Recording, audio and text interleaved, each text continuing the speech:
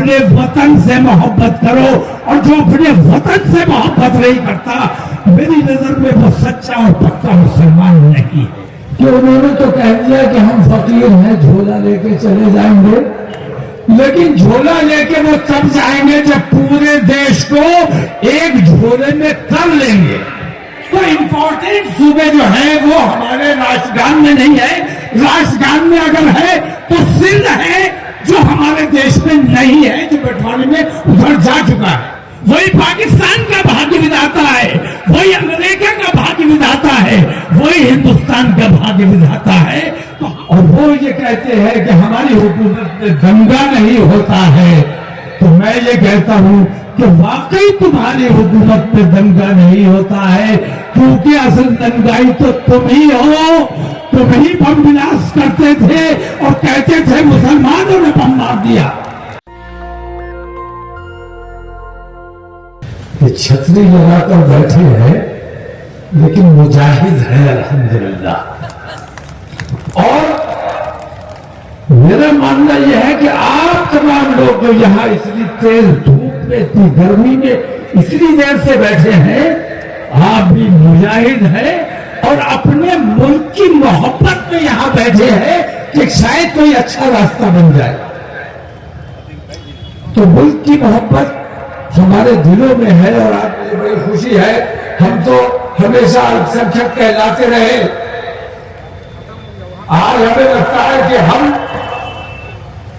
बहुजन है और बहुजन अधिकार लेने के लिए आए हैं, और अधिकार रैलियों के जरिए जद्दोजहद करके अपनी एकता का मुजाहरा करके हासिल किया जा सकता है। हमारी गैर जिम्मेदारियों ने, लापरवाहियों ने हमारे मुल्क को गैर जिम्मेदार हाथों में सौंप दिया, और आलम यह है कि उन्होंने तो कह दिया कि हम फकीर हैं, झोला लेके चले जाएंगे, लेकिन झोला लेके वो तब जाएंगे जब पूरे देश को एक झोले में कर लेंगे। हम नहीं चाहते कि हमारा देश एक झोले में समा जाए। हम अपने देश को फैलाना चाहते हैं, बढ़ाना चाहते हैं, तरक्की होनी चाहिए, खुशहाली आनी चाहिए। मैं इस वक्त तकरीर बिल्कुल नहीं करूंगा, तकरीर के लिए हाजिर नहीं आया। तकरीर मुझे मौलाना उबैदुल्ला खान की सुनना है, बचपन से सुनता आया हूँ, मेरे रोल मॉडल हैं। तकरीर मुझे हजरत मौलाना सज्जाद नवानी साहब की सुननी है। मैं तहे दिल से शुक्रगुजार हूँ इस बहुजन अधिकार रैली के मुंतजमीन का कि उन्होंने मुझे यहाँ बुलाया।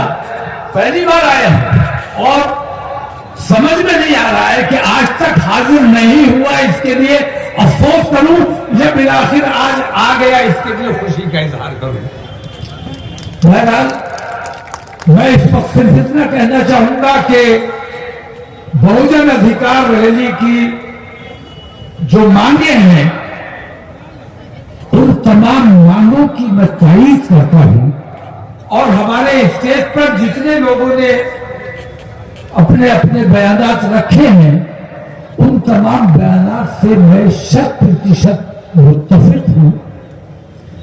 और उन मांगों के साथ एक मांग मैं अपनी भी रखना चाहता हूं। अगर बहुजन अधिकार रैली वालों को, अमनो इंसाफ कारवां वालों को पसंद आए मेरी तजवीज, मेरी मांग, तो मेरी इस मांग को अपने इस मांग पत्र में शामिल कर लें। और ये मांग मैं प्रधानमंत्री से कर चुका हूं। मेरी मांग ये है, पहले आप तमाम लोगों से कहूंगा कि जनगण मन अधिनायक जय है, भारत भाग्य विधाता, ये हमारे देश का राष्ट्रगान है, और पूरा हिंदुस्तान बहुत अकीदत के साथ खड़े होकर इसको पढ़ता और सुनता है।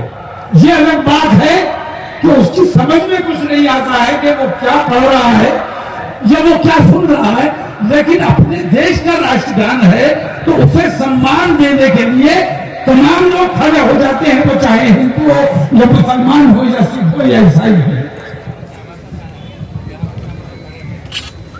मेरी मांग ये है कि अधिनायक शब्द किसके लिए कहा गया है। जहां तक पढ़े लिखे लोगों की मंजिल है, ये राष्ट्रगान जो है ये 1911 में आजादी से 36 साल पहले ये राष्ट्रगान लिखा गया था। और राष्ट्रगान देश के लिए नहीं लिखा गया था, बल्कि जॉर्ज बंजुम जो कांग्रेस के अधिवेशन में शरीक होने के लिए कलकत्ता आए थे, उनके ऑनर में उनकी चापलूसी करने के लिए लिखा गया था और उन्हें अधिनायक बताया गया था। दूसरी बात यह है, मैंने प्रधानमंत्री जी से मांग की कि सिंध हमारे मुल्क के तमाम सूबों का नाम हमारे राष्ट्रगान में नहीं आता है। आपके सूबे का नाम तो चलिए, आपका सूबा भी नया बना है, बिहार नहीं है, महाराष्ट्र मध्य प्रदेश नहीं है, दिल्ली नहीं है। तो इंपॉर्टेंट सूबे जो है वो हमारे राष्ट्रगान में नहीं है। राष्ट्रगान में अगर है तो सिंध है जो हमारे देश में नहीं है, जो बंटवारे में उधर जा चुका है। तो मुसलमान अगर सिंध की बात करेगा तो तुम यूएपीए लगाने की बात करोगे। मेरा कहना यह है कि भारत भाग्य विधाता ये सरासर कुफरिया जुमला है, हमारा इस पर ईमान नहीं है। तमाम हिंदुओं का, तमाम मुसलमानों का ईमान यह है कि भाग्य विधाता तो पूरी दुनिया का एक ही है। वही पाकिस्तान का भाग्य विधाता है, वही अमेरिका का भाग्य विधाता है, वही हिंदुस्तान का भाग्य विधाता है। तो हमारा ईमान हमें इजाजत नहीं देता कि हम किसी को भाग्य विधाता माने। मैंने प्रधानमंत्री जी से मांग की कि 26 जनवरी आने वाली है, तमाम हिंदुस्तानियों की तरफ से, तमाम अपने मुल्क से मोहब्बत करने वालों की तरफ से मैंने 1 महीना पहले मांग रखी कि अगर आपको मुसलमानों से तकलीफ है तो हिंदू समाज में भी अच्छे शायर और अच्छे कवि हैं, उनसे आप एक नया राष्ट्रगान लिखवाइए जिसमें कम से कम हमारे तमाम सूबों का जिक्र भी आ जाए और पढ़ने वाले को और सुनने वालों को किसी किस्म की दिक्कत ना हो। आसानी वाला राष्ट्रगान होना चाहिए जो लोगों की, तमाम लोगों की समझ में आए, और ऐसा राष्ट्रगान होना चाहिए जिसको पढ़ते हुए देश प्रेम की भावना अंदर से पैदा होनी चाहिए। तो मेरी ये मांग है, मैंने कहा कि 26 जनवरी को नए राष्ट्रगान का ऐलान किया जाना चाहिए, लेकिन उन्होंने ना तो आज तक मुझे कोई जवाब दिया है और ना इस सिलसिले में किसी प्रेस करने के बारे में मुझे कोई इत्तला है। तो मैं कहना ये चाहता हूं कि ये लोग जो कहकर आए थे, इन्होंने कहा मुसलमानों की तुष्टीकरण हो रहा है। मैं कहता हूं छोटे छोटे मुल्कों के अपने एयरलाइन है, बांग्लादेश जो हिंदुस्तान का पोता है, हिंदुस्तान के बेटे का बेटा, उसकी भी अपनी एयरलाइन है। लेकिन हिंदुस्तान जो इतना बड़ा मुल्क है, जो विश्व गुरु बनने की कोशिश कर रहा है, विश्व गुरु बनने की राह पर गामजन है, उसकी अपनी कोई एयरलाइन नहीं है। हिंदुस्तान की एयरलाइन हुआ करती थी, लेकिन वो बेच दी गई, और वो सिर्फ इसलिए बिक गई क्योंकि हज सब्सिडी जो दी जाती थी, उस हज सब्सिडी से इंडियन एयरलाइन चला करती थी। वो हज सब्सिडी बेईमानों ने बेईमानी की वजह से हज सब्सिडी बंद की और उसकी वजह से दिवालिया एयर इंडिया हो गया और बिना उसे बेचना पड़ा। तो हमारे ऊपर जब जब जुल्म होगा, क्योंकि हम हिंदुस्तान हैं, असली हिंदुस्तान हम हैं, हम हिंदुस्तान की रग रग में खून की तरह दौड़ते हैं, गली गली में हिंदुस्तान के खून की तरह रमा है। हमें सताने का मतलब ये है, हम पर जुल्म करने का मतलब ये है कि तुम हिंदुस्तान के साथ गद्दारी कर रहे हो, और वो ये कहते हैं कि हमारी हुकूमत में दंगा नहीं होता है। तो मैं ये कहता हूं कि वाकई तुम्हारी हुकूमत में दंगा नहीं होता है, क्योंकि असल दंगाई तो तुम ही हो। तुम ही बम विनाश करते थे और कहते थे मुसलमानों ने बम मार दिया।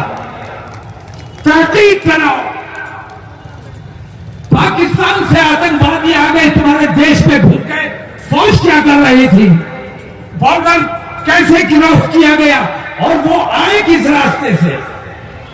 बंबई पर जो आतंकवादी हमला हुआ वो किस रास्ते से आए, गुजरात के रास्ते से आए।